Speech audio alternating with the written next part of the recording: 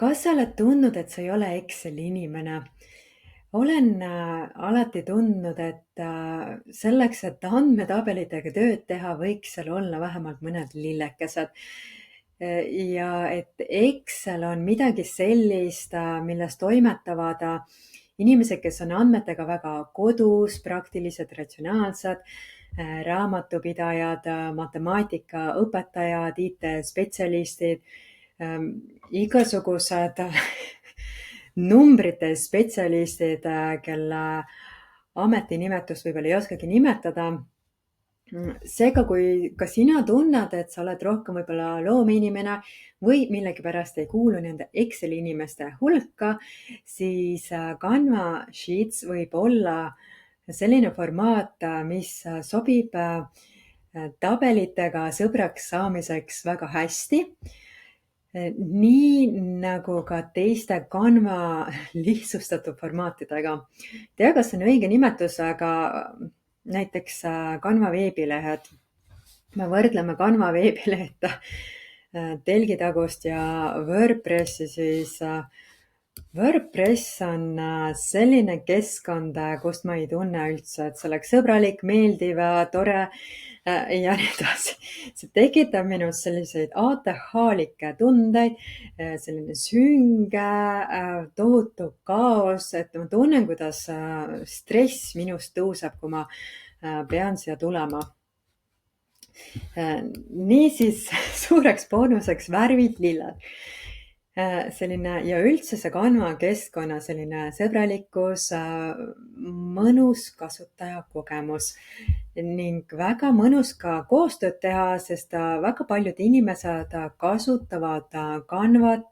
Canva ongi lihtsustatud ja kerge. See põhiline fookus Canva mallide puhul on kahtlemata ärikeskne ja täpsemalt turunduskeskne. Leiame siit malle, mis aitavad sul projekte juhtida, kulusid jälgida, teha konkurentsianalüüsi, inventuuri, arvutada, sisu planeerida. Väga palju erinevaid malle, mis aitavadki sind andmete haldamisel ja visualiseerimisel. Kuid kui sa ei ole ettevõtja, siis kindlasti leiad ka sina midagi enda jaoks. Üks soovitus on Canva eelarve jälgimise mall, kus saad mugavalt luua ülevaate enda kuludest ja neid siis visualiseerida, luues interaktiivseid graafikuid. Ja see on minu selline täitesõna.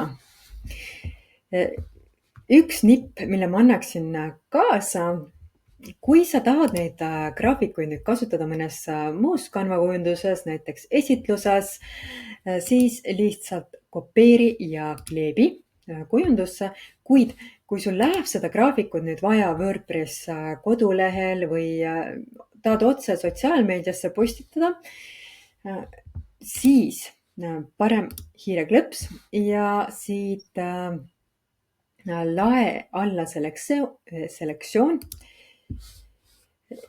Pro kasutaja saab, nii kui me nüüd teeme uuesti. Pro kasutaja saab allalaadidega läbipaistvana ja enamasti see ei ole muidugi tarvilik, nii et tasuta kasutajana saad ka endale selle graafiku luua ja kasutada, et PNG ei ole interaktiivne. Interaktiivsena vist ei saagi mujal kasutada kui ainult siis Canvas. See interaktiivsus on ka väga äge ja see, et sa saad kõik enda graafikut siis brändida.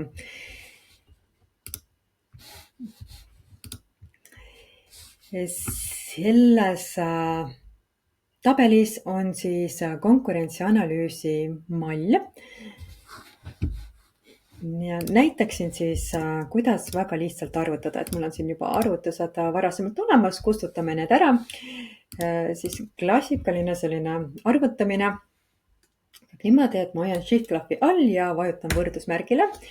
Avaneb Magic Formulas ja siis enim kasutatavad sellised funktsioonid. Kui klõpsad All Functions, siis näitab sulle kõiki Canvas saada olevaid funktsioone. Hetkel meil läheb vaja siit seda summat. Nüüd hoian Shift-klahvi taaskord all ja klõpsan õigetele kastidele. Alustame siit poolt, et läks õigesti D7 kuni D10, siis et mitte siis D11 ja enter ja ongi olemas, kuid kui sul ei tule meelde, kuidas see käib, siis klõpsame Magic Formulas ja palun tulba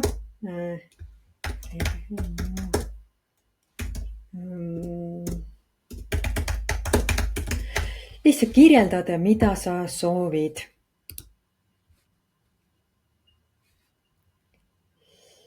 Nii, ja kontrollime, kas meil on jah E7, E10. Klõpsame siia ja ongi summa olemas. Neid AI funktsioone on rohkem, kui teed tabeli aktiivseks, klõpsad actions, siis leiad erinevaid võimalusi, mida saab tabelitega teha.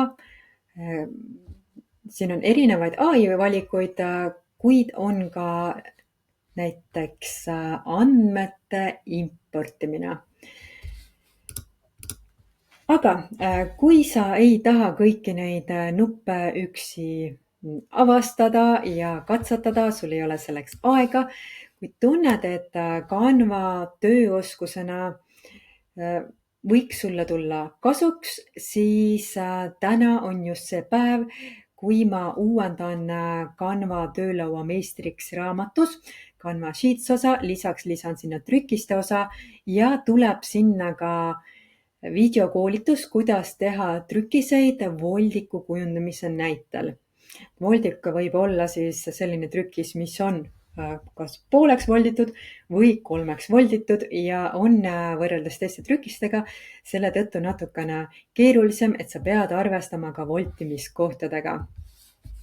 Canva töölaua meistriks on siis uuenev e-raamat. Olen mõnel korral üritanud Canvas baaskursust luua, kuid see uuenemise tempo ja veel sellised pisiasjad, mis tulid kaasa, inimesed kaotasid enda paroole või ei tahtnud eraldi sisse logida ja võib-olla see kursus on inimese jaoks ka hirmutavam, seda ei saa alla laadida ja nii edasi, nii et ma leidsin väga palju puudusi. Ma tegingi baaskursuse formaadi e-raamatuks. See e-raamat on Flipbooki kujul ehk pöördlehe efektiga raamat, mille sa saad PDF-ina ka alla laadida. Kui sa alla laed, on ta sul arvutis ja sa saad kerida ülevalt alla ja kui soovid, siis erinevaid lehekülgi ka välja printida. Tuleb vajutada seda nupukest. Mida siis veel? Sisaldab ta ka mõndasid videosid, kuid need videod on niimoodi, et videode nägemiseks pead video peale klõpsama.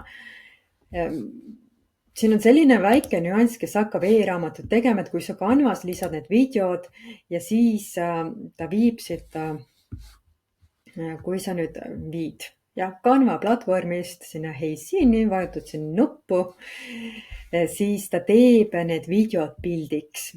Nii et ainuke võimalus need videosid sisaldada on kas panna need videod Canvas ja siis linkida. Siis klõpsates viib videoni. Teine võimalus on lisada videosid siit Heisinist, aga iga kord, kui ma Canvas uuendusi teen, siis ma peaksin need videod ka siin uuesti, kõik videod uuesti lisama. Nii et see oleks tohutu töö. Sellised nipid ja Heisin on 5 raamatut tasuta, aga miks ma kasutan tasulist platvormi, on see, et teil oleks siin allalaadimise nupukene. Vot sellised selline info siis Canva lehtede kohta, raamatu ja e-raamatute kohta.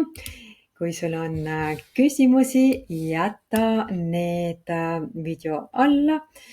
Ja kui sa tunned, et suvi võiks olla see koht, kus omandada praktilisi ja tööturul vajalikke Canva oskusi, siis see 35 €, selle eest sa tõesti saad väga palju ilusasti kujundatud infot, et siin on tohutult tööd taga, raamikesi, joonekesi, noolekesi, sõnastust, et selle struktuuri loomine, et tekitada loogikat. Et ma ei näinud suures mahus raamatul mõtet, et kuidas paremini kujundada ja nii edasi. Ma näen, et see kujundamise oskus, niivõrd selline esteetiline kujundus ei olegi nii tähtis, kui teada tööriistu. Et kui sa õpid ära, kus on stiliseerimise tööriistad, kuidas lisada neid brändi värve, kuidas brändis seadistada ja nii edasi, on sul tegelikult palju oskusi olemas. Ja kui sa kasutad ka erinevaid malle ja lihtsalt läbi praktika, sa omandad tegelikult reklaamiks vajalikud oskused töö käigus. Seega, edukat katsetamist, õppimist, vaata järele, mida Canva Sheets võimaldab ja kuidas sina saaksid parimal moel seda kasutada kas isiklikus elus või tööelus. Aitäh kuulamast!